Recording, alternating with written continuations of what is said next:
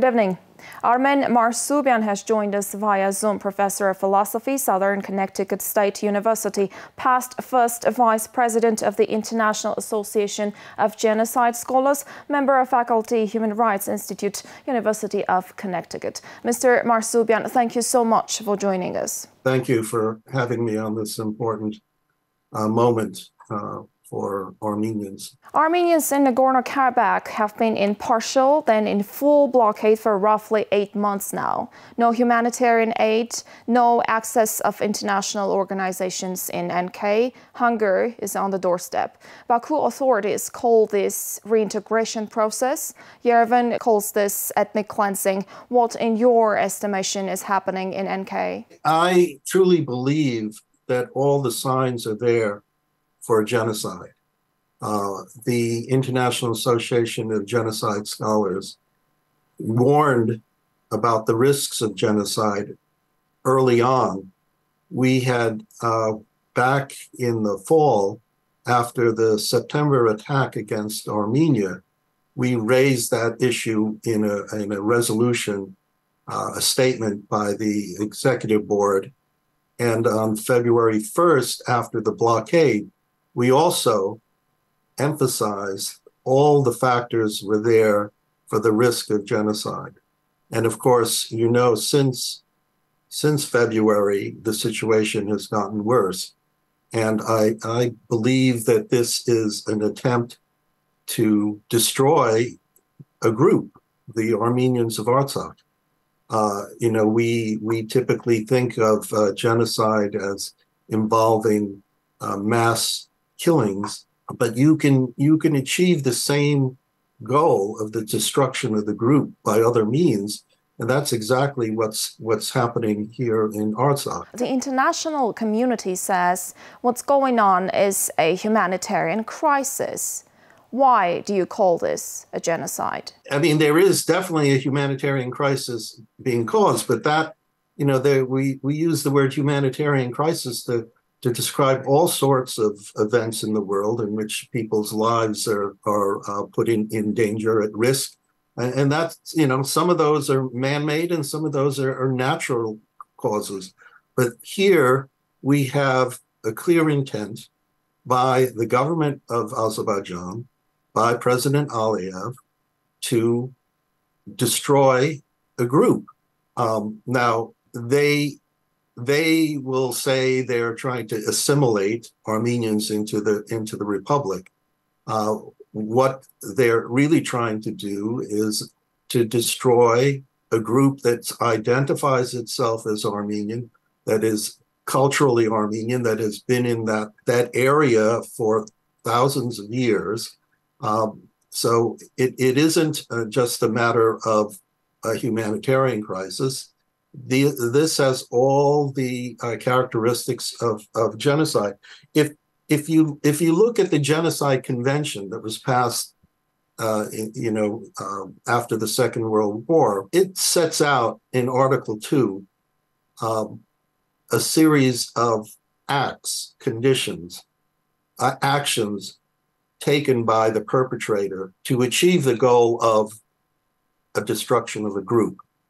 And of course, the first one is killing members of the group. And that's that's a common understanding. You know, we know that people get killed in genocide. But the other factors that are listed, causing serious bodily or mental harm to members of the group. Well, what's going on in Artsakh?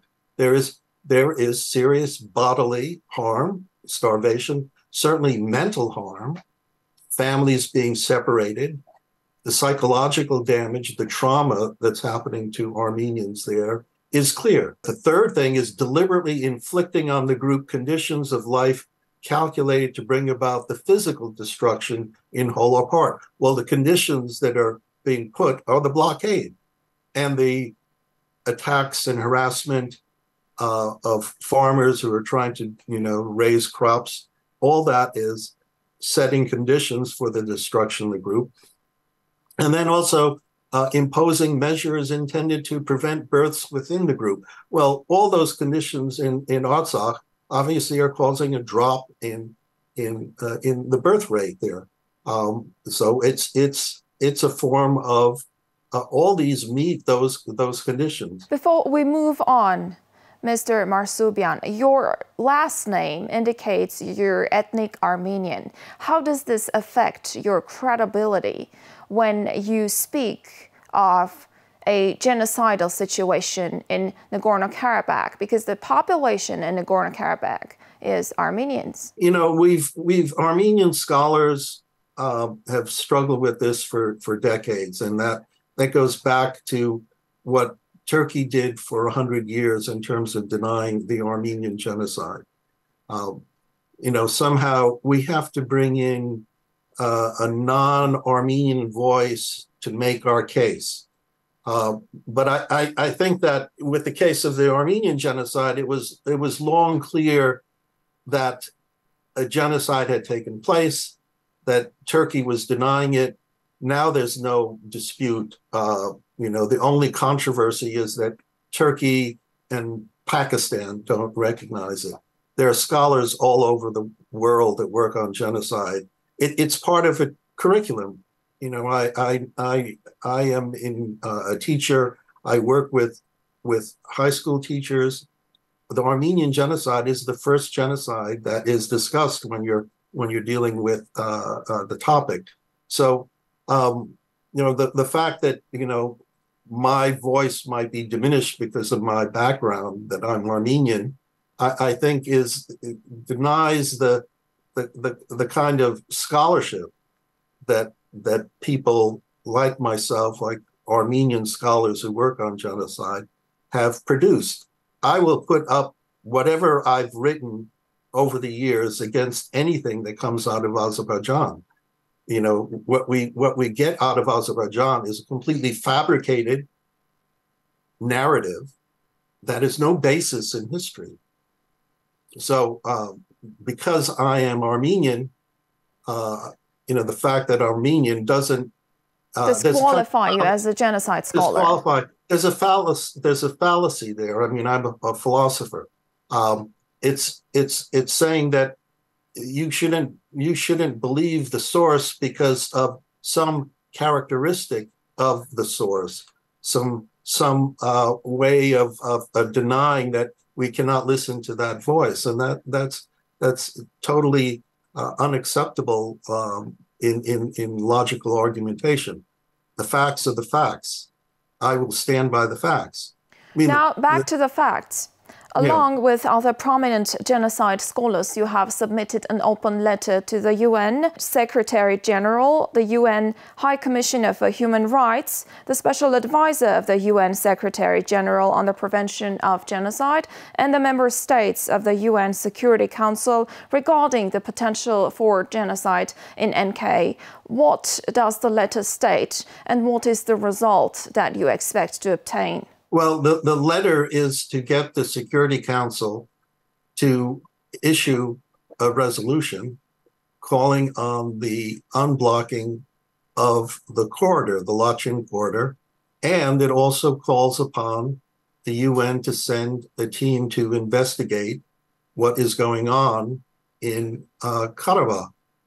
And all along, the human rights community has been denied access into Artsakh. We know that's true for UNESCO. Ever since the war in 2020, UNESCO has wanted to look at the status of Armenian cultural heritage in Karabakh, in Artsakh, and Azerbaijan does not let them in. And I've personally worked, spoken, and met with the UN Special Representative for the Prevention of Genocide. She is the special advisor to the Secretary General. She was in Yerevan when the blockade started in December. I have been in constant communication with her since then. She participated in a conference just a month ago in Barcelona that our organization, the International Association of Genocide Scholars, held. And we had many discussions about this.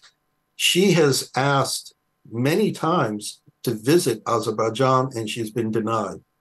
So, I mean, the United Nations has to take a much more robust stance against this blocking of information. If Azerbaijan has nothing to hide, why would they keep the United Nations out of Artsakh,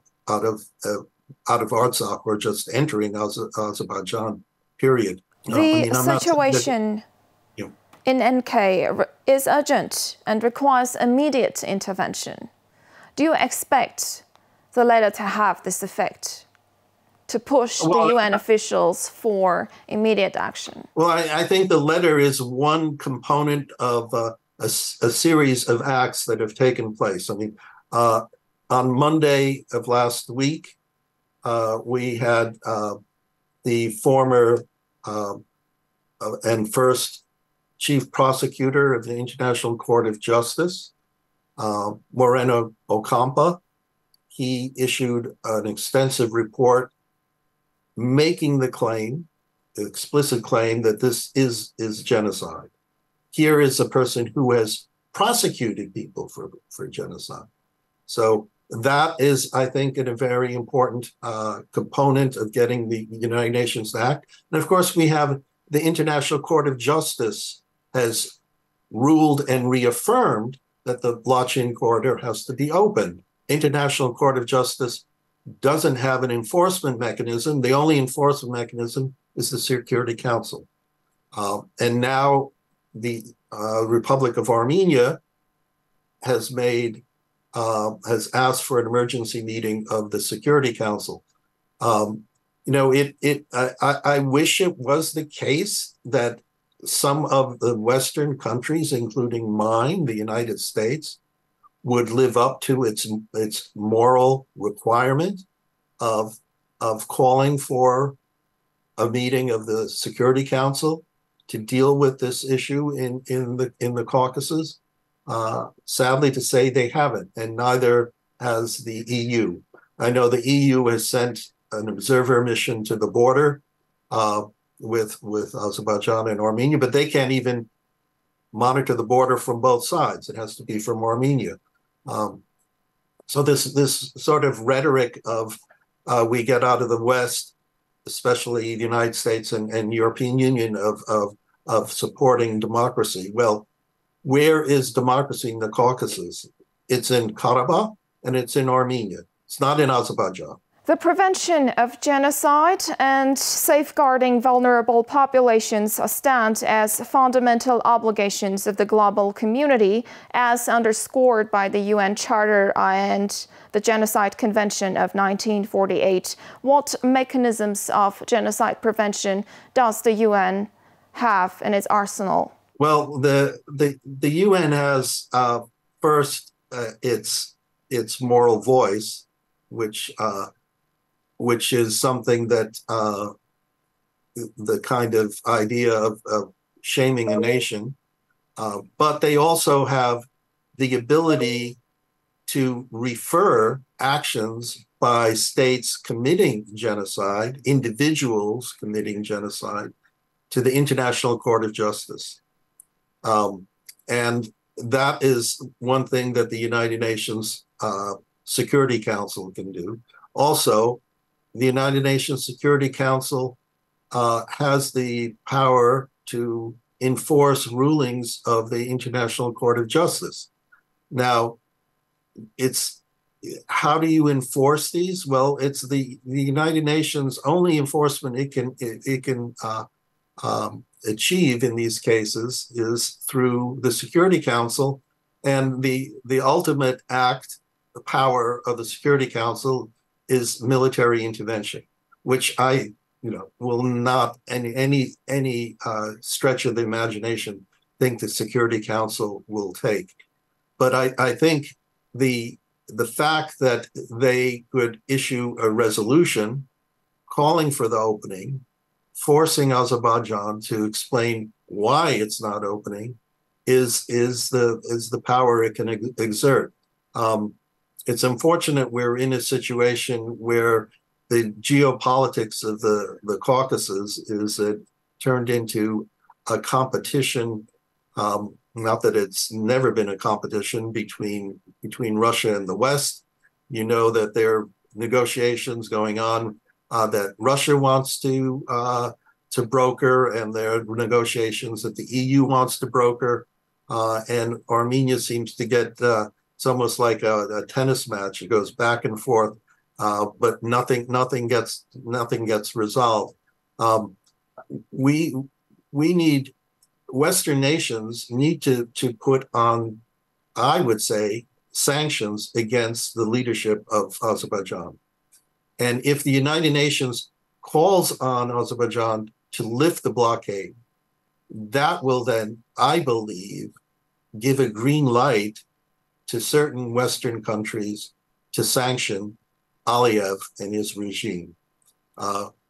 We've sanctioned many leaders in the world and their enablers.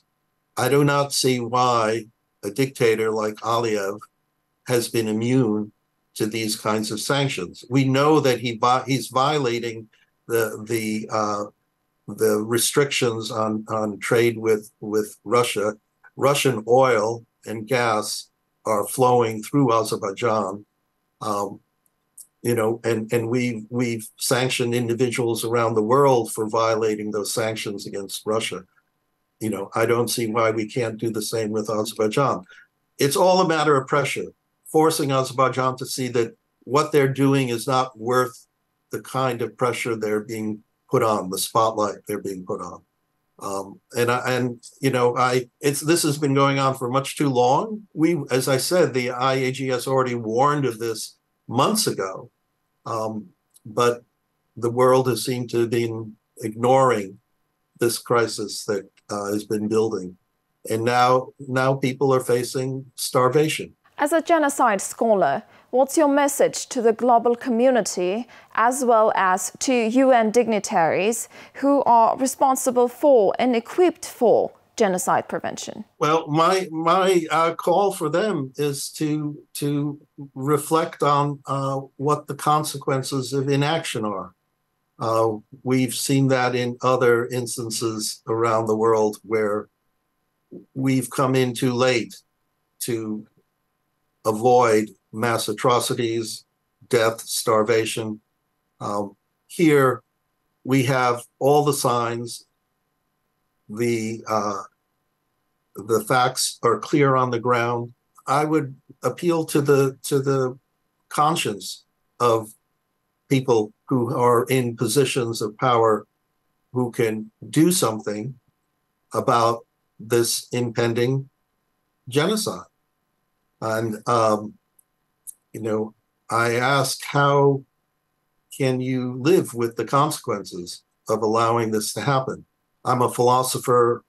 I believe morality and ethics are important in how we conduct our lives, not just as individuals, but as communities.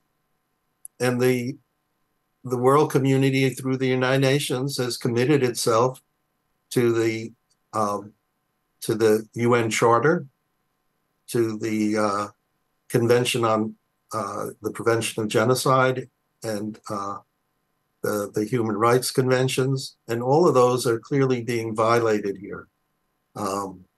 So I asked those individuals at the United Nations. I know that the statement came out last week from the Secretary General, but again, that statement was it was a weak statement, I would argue, because it never identified explicitly the agency of Azerbaijan as creating this problem. It's a kind of, both sides have to avoid violence. Both sides have to work for peace.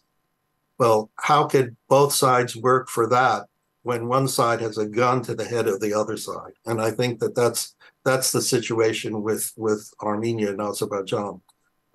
You can't make this morally equivalent, that there are two legitimate moral positions on what's happening in Armenia and Artsakh. So I appeal to people's humanity in this case, of the people in positions who could speak up. I mean, if the United Nations demands access and sends an investigative team. That would be the first step, first important step. And then in terms of the world community, begin a process of sanctioning Azerbaijan and its leaders. Thank you. And push back. Armեն Մարսուբյան joined us via Zoom, past first vice president of the International Association of Genocide Scholars, member of faculty, Human Rights Institute, University of Connecticut.